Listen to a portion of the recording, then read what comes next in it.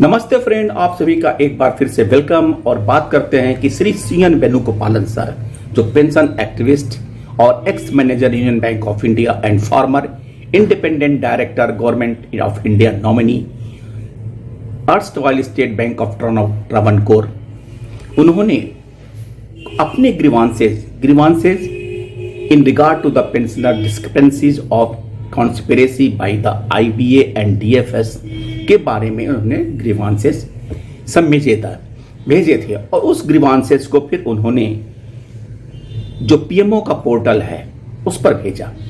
My grievance registered with the PMO under PMO BGE 2024 और number 01428884 को, ये 20/9/24 को भेजा।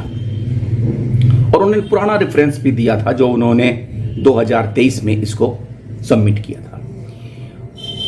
उस बारे में उन्होंने 28 सितंबर को Shri Yashpal, director PR section, department of financial services को अपना एक पत्र लिखा और उसमें उन्होंने कोट किया कि जब पीएमओ में ये मैंने ग्रीवांसेस भेजा था तो उसको वो Shri Umesh Sharma, deputy director Government of India को भेजा गया था और वहां से उन्होंने इसको director PR section, department of financial services को रेफर कर दिया।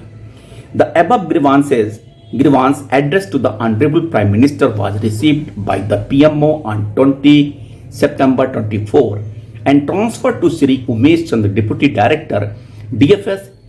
It was under process with Sri Umesh Chandra for a week. Its present status shows that it has been transferred to you on 27 September 24 for doing the needful.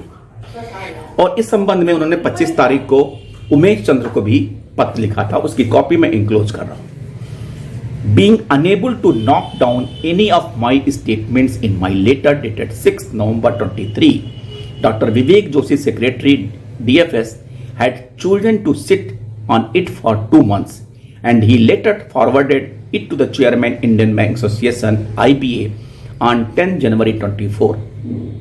Despite the fact that my letter related to the wrong done by the DFS and the IBA has nothing to do with it. Unfortunately, the Secretary FS did not evince the requisite courage and conviction to act in the manner expected of one in the IS and to make factual recommendation to those concerned. Dr. Vivek Joshi was acting in abdication of his responsibility and running away from the issue without introspecting as to how he would put up in similar circumstances.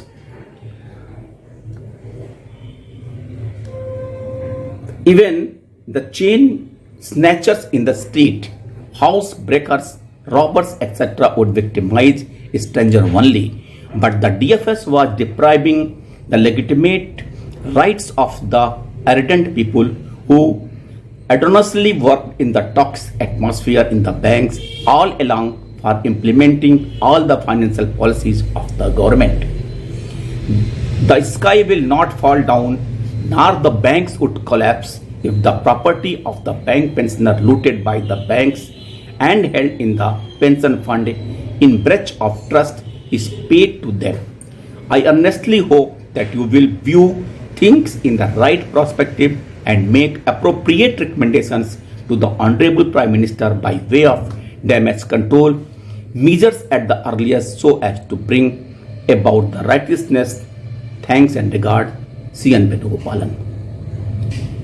सबसे बड़ी बात है कि हमारी bureaucracy किसी बात को higher authority तक पहुंचने नहीं देती और अपने स्तर से कोई डिसीजन लेती नहीं है, only transfer to the responsibility to दो अदर्स, जैसे कि डॉक्टर विवेक जोशी ने इस केस में किया।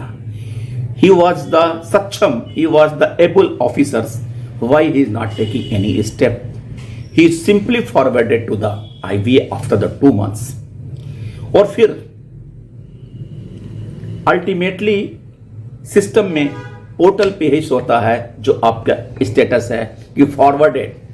What action they have taken to resolve the matter, ये कभी नहीं होता है। सो फ्रेंड, ये हमारी चाहे न्याय व्यवस्था हो, चाहे हमारी ब्यूरोक्रेसी हो, सबका एक ही उद्देश्य है, टाल मटोल, न कि किसी मैटर को रिजॉल्व करने में इंटरेस्टेड हो। और सेम थिंग हमारे IVO, UPU और अदर भी इंस्टीट्यूशन कर रहे हैं। और अल्टीमेटली पिसता है वो गरीब इंसान, वो निरीह इंसान, जैसे कि हमारे पेंशन बैंक पेंशनर पिस रहे हैं इन सबों की मकड़जाल में, इन सबों की चक्कियों में। थैंक यू फ्रेंड्स, नमस्ते।